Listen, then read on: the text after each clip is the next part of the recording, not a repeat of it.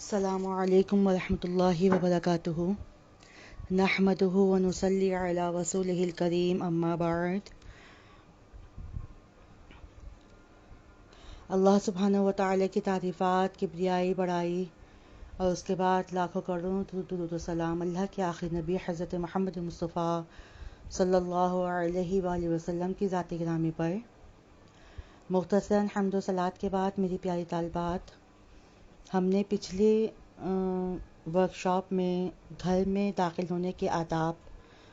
سے متعلق کچھ باتیں کریں تھیں. اس میں چند پوائنٹس ہمارے رہ گئے تھے، تو آج انشاءاللہ ہم اس کو کمپلیٹ کر لیتے ہیں، پورا کر لیتے ہیں. یہ اس کا پارٹ 2 اللہ کے حکم سے ہمارا ہو رہا ہے.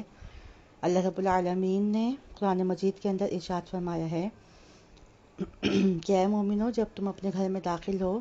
تو وَتُسَلِّمُ عَلَىٰ أَهْلِهَا، اپنے گھر والوں پر سلامتی بھیج دیا کرو. بہت ساری چیزیں الحمدللہ ہم نے پارٹ 1 میں سیکھی تھیں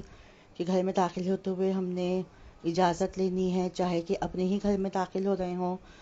اور اپنے ہی اہل و عیال پر آ رہے ہوں. یہ اس میں حکمت کیا بیان کی گئی تھی؟ اس میں حکمت یہ تھی کہ آپ کے گھر میں اگر کوئی ایسی غیر محرم عورتیں آئی ہوئی ہیں، ملنے جلنے کے لیے آئی ہوئی ہیں، کوئی عزیز و اقارب ہیں، کوئی پڑوسن ہیں، اگر وہ آپ کے گھر میں پہلے سے موجود ہوں گی تو آپ جب سلام کر کے گھر میں داخل ہوں گے تو وہ اپنے پردے کا خود سے اہتمام کر لیں گی. یا پھر جب آپ سلام کر کے لمحے پر کو چند سیکنڈ کو جب آپ دروازے پر ہی ٹھہر جائیں گے تو آپ کی گھر والی یعنی آپ کی اہلیہ یا آپ کی والدہ یا آپ کی بہنیں یا آپ کی بیٹیاں اپنے گھر میں آنے والی مہمانوں کا پردہ کروا دیں گی، ان کو ایک طرف کر دیں گی.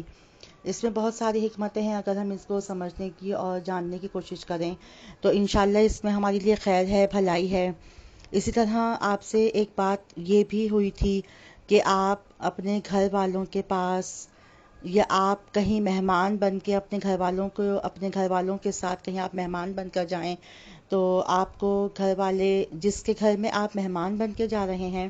وہ اگر آپ کو اجازت نہ دیں اور آپ سے کہیں کہ فرجعوا، لوٹ جاؤ، تو آپ نے بغیر کچھ برا مانے آپ نے وہاں سے لوٹ جانا ہے. یہ اللہ تبارک و تعالیٰ کے اسلوب ہیں، اسلام کے طریقے ہیں، جس کے بارے میں آپ سے مفصل بحث ہو چکی ہے. اب اس میں کچھ باتیں ہماری رہ گئی تھیں. اس میں ایک ذکر یہ کرنا رہ گیا تھا کہ ہم نے جب اپنے گھر کے اندر داخل ہونا ہے یا پھر ہم نے جب گھر سے باہر جانا ہے یا ہم کسی کے بھی گھر میں مہمان بن کے گئے ہیں یا ہم وہاں سے مہمان بن کر واپس لوٹ رہے ہیں تو ہم نے گھر کے دروازے کو بڑے آہستگی کے ساتھ بند کرنا ہے. اگر ہم اپنے گھر سے جا رہے ہیں تو ہم دروازے کو آہستگی کے ساتھ بند کریں، یعنی دھڑام کر کے بہت تیز آواز میں، بہت اونچی آواز میں ہم دروازے کو بند نہ کریں، یہ بے ادبی کہلاتی ہے. یا پھر ہمارے گھر سے کوئی مہمان جاتا ہے تو ہم میزبان ہونے کی حیثیت سے اس کے گھر سے باہر نکلتے ہی ایک تیزی کے ساتھ دروازے کو بند کر دیتے ہیں تو یہ سامنے والے کو، جانے والے کو اپنی بے عزتی لگتی ہے. یہ ایک چھوٹی چھوٹی باتیں، یہ ایک چھوٹے چھوٹے پوائنٹ جن کے ذریعے سے ہمارے دلوں میں گنجائش ہو جاتی ہے اور انہی کے ذریعے سے ہمارے دلوں میں کم تنگ نظری آ جاتی ہے. تو ہم نے احتیاط کرنی ہے، ہم نے بہت احتیاط سے کام لینا ہے. اسی طریقے سے جب ہم گھر کے اندر داخل ہوں تو دروازہ بجانے کے کچھ آداب ہوتے ہیں. آپ ایک دفعہ گھنٹی بجائیں یا ایک دفعہ آپ دروازہ بجائیں، پھر لحظے بھر کو ٹھہر جائیں، ادب کے ساتھ، احترام کے ساتھ ٹھہر جائیے. اگر اندر سے کوئی جواب نہیں آتا پھر ٹھہر کر دوبارہ ایک دفعہ گھنٹی بجائیں، پھر بھی آواز نہیں آتا، کوئی جواب نہیں دیتا، پھر تیسری مرتبہ پھر آپ ہلکے سے آرام سے آہستہ سے دروازہ بجائیں، تھوڑی سی گھنٹی بجاتے ہیں. اب جب تیسری دفعہ بھی کوئی آپ کو جواب نہیں دے رہا تو اس کا مطلب ہے کہ پھر آپ بس لوٹ جائیے. ہم نے اپنے بزرگوں سے سنا، وہ کہتے تھے، وہ بتایا کرتے تھے ہم کو کہ بھی اگر اس طریقے سے کوئی 3 دفعہ کسی گھر میں آپ نے دروازہ بجایا، بیل بجائی اور وہ آپ کو جواب نہیں دیا تو اب آپ وہاں سے خاموشی کے ساتھ لوٹ آئیے. اگر ہم انہی تمام طریقوں پر عمل کرنا شروع کر دیں تو ہم بہت پرسکون زندگی گزار سکتے ہیں. اللہ نے جب یہ قانون پاس کر دیا، اللہ نے جب یہ ہمیں آرڈر دے دیا تو اب ہم تو کسی بھی بات کے اندر نکتہ چینی کرنے کے حقدار ہی نہیں ہیں، کیونکہ اللہ تبارک و تعالیٰ کی طرف سے یہ آرڈر پاس ہوا، اللہ کی طرف سے یہ قانون آیا، جب اللہ کی طرف سے یہ قانون آ گیا تو اب ہم کو سب کو واجب ہے کہ ہم اس کے مطابق زندگی کو گزارنے کی کوشش کریں۔ اسی طریقے سے جب ہم گھر سے باہر جائیں تو ہم گھر سے باہر جاتے ہوئے دعا پڑھیں، بسم اللہ توکلت علی اللہ لا حول ولا قوت الا باللہ۔ حدیث شریف میں آتا ہے کہ جس بھی شخص نے گھر سے باہر نکل کر اس دعا کو پڑھ لیا تو اللہ کی طرف سے اس کے اوپر ایک فرشتہ مقرر ہو جاتا ہے، سبحان اللہ۔ اور اس فرشتے کے اندر اس فرشتے کے پاس ایک سبز کلر کا علم ہوتا ہے، جھنڈا ہوتا ہے، جو دعا پڑھنے والے کے اوپر وہ سائبان کی طرح سے کر دیتا ہے۔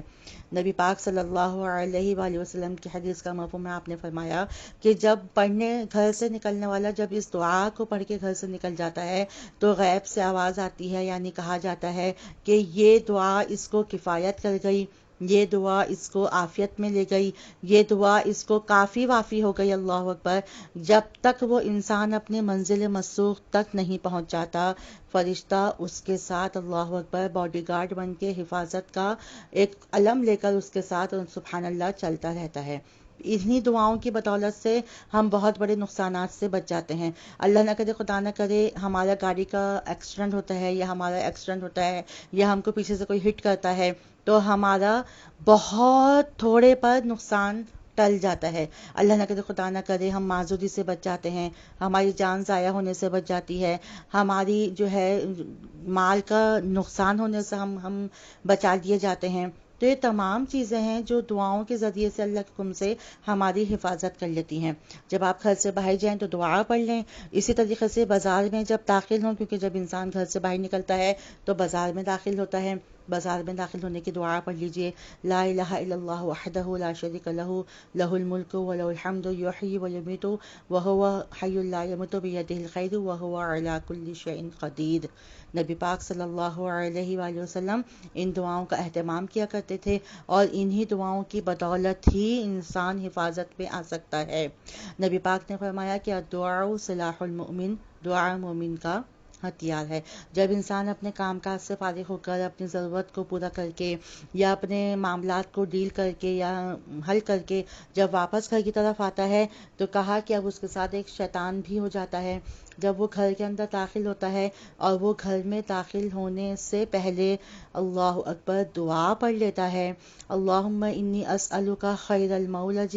و خیر المخرج بسم اللہ ولجنا وعلی اللہ ربنا توکلنا۔ جب وہ دعا پڑھ لیتا ہے، اللہ اکبر، تو انسان کے گھر کے اندر فرشتہ وہ شیطان داخل نہیں ہوتا، اور جو شیطان ہمارے ساتھ ہو لیا تھا، شیطان ہمارے ساتھ بازار میں ہمارے ساتھ آ گیا تھا، وہ اللہ کے حکم سے ہمارے گھر کے دروازے کے باہر ہی رک جاتا ہے، ٹھہر جاتا ہے، اس کے قدم گھر کے باہر ہی جما دیے جاتے ہیں اور اس کو گھر میں داخل ہونے کی اجازت نہیں دی جاتی۔ نبی پاک صلی اللہ علیہ وآلہ وسلم کی حدیث کے مطابق فرمایا کہ جو شخص دعا پڑھ کے اپنے گھر کے اندر داخل نہیں ہوتا تو شیطان خود بھی اور اپنے ساتھیوں کو بھی آواز دے کر کہتا ہے، آ جاؤ اس گھر میں اب رات گزارنے کی جگہ مل گئی، آ جاؤ اب ہم ان کے کھانے پینے میں ساتھی بن گئے، آ جاؤ اب ہم ان کے ساتھ رات گزاریں گے۔ لیکن جو نبی پاک کی تعلیم کے مطابق دعا پڑھ کے اپنے گھر میں داخل ہو جاتا ہے تو شیطان اس کے گھر کے اندر داخل نہیں ہوتا۔ سبحان اللہ، جب ہم دعا پڑھ کے داخل ہوں گے تو شیطان نہیں آئے گا، جب شیطان نہیں آئے گا تو ہمارے گھر کا ماحول پرسکون رہے گا، پرامن رہے گا، ہم سب آپس میں پیار محبت سے اور اتفاق کے ساتھ زندگی کو گزاریں گے۔ اور اگر ہم دعا پڑھے بغیر گھر میں داخل ہو جائیں گے تو شیطان آ جائے گا اور گھر میں گھستے ہی، اللہ رحم کر دے، اللہ معاف کر دے، گھر میں گھستے ہی لوگ ایک دوسرے کو کاٹ کھانے کو دوڑیں گے، بیوی شوہر کو، شوہر بیوی کو، والدین اپنے اولاد کو، اولاد اپنے والدین کو، بھائی اپنے بہن کو، بہن اپنے بھائی کو۔ گھر میں داخل ہوتے ہی بس ایک دنگا فساد ہو جائے گا، یہ کیا پکا لیا، یہ کیوں پکا لیا، یہ چیز یہاں کیوں رکھی ہوئی ہے، کون آیا تھا، یہ میری چیز کو کس نے ہاتھ لگایا۔ یہ چھوٹی چھوٹی باتیں جب انسان کی زبان سے نکلتی ہیں، پھر گھر والے یا سامنے والا یا بیوی یا والدین یا اولاد جواب دیتی ہے تو معاملہ پھر اور زیادہ بگڑ جاتا ہے۔ پھر وہ سامنے والا پوچھنے والا پھر پلٹ کر کوئی جواب دیتا ہے، پھر وہ سامنے والا پھر پلٹ کر کوئی جواب دیتا ہے، وہ بات ایسے اتنی بڑھ جاتی ہے کہ گھر میں داخل ہوتے ایک دنگا فساد شروع ہو جاتا ہے۔ یہ کیوں ہو رہا ہے؟ کیونکہ نبی پاک کی تعلیم کے مطابق دعا پڑھ کے گھر میں داخل نہیں ہوتے تو شیطان بھی ہمارے ساتھ ہمارے گھر میں داخل ہو گیا۔ تو اللہ کے حکم سے جو ان دعاؤں کا اہتمام کرتا ہے، ان کی پابندی کرتا ہے، ان کے مطابق اپنی زندگی کو گزارتا ہے تو گھر بھی پرسکون رہتے ہیں، اللہ اکبر، انسانوں میں بھی سکون رہتا ہے اور گھر کے ماحول بھی اللہ اکبر پرامن رہتے ہیں۔ اللہ سبحانہ و تعالیٰ سے دعا ہے کہ یا اللہ تو ہم سب کو ان باتوں پر، ان دعاؤں پر ہمیں اپنی رحمت سے جما دے اور ہمیں ان دعاؤں کو پڑھنے کی سعادت نصیب فرما دے اور ان دعاؤں کو ہماری زندگی کا مقصد اور حاصل بنا دے۔ اللہ رب العالمین ہم سے اس کوشش کو قبول فرما لے۔ اللہ رب العالمین ہم سے، ہمارے گھر سے اور ہمارے اندر سے بیماریوں کو اور وباؤں کو اور آفتوں کو دور فرما دے۔ اللہ رب العالمین ہم کو زمینی اور آسمانی آزمائشوں سے اور آفتوں سے اور بلاؤں سے محفوظ فرما لے۔ اللہ رب العالمین ہم سب کے گھروں میں خیر و برکت اور اپنی رحمت نازل فرما دے۔ اللہ رب العالمین ہم سب کے مردوں کی حلال کمائیوں میں، ہماری اولادوں کی، ہمارے بیٹوں کی، ہمارے بھائیوں کی، ہمارے شوہروں کی حلال کمائیوں میں برکت عطا فرما دے۔ اللہ رب العالمین ہم کو حرام لقمے سے محفوظ فرما لے اور مرتے دم تک ہم کو دین اسلام پر قائم رکھ۔ سبحانک اللہم ربنا و بحمدک، اشہد ان لا الہ الا انت، استغفرک و اتوب الیک۔ والسلام علیکم ورحمۃ اللہ وبرکاتہ۔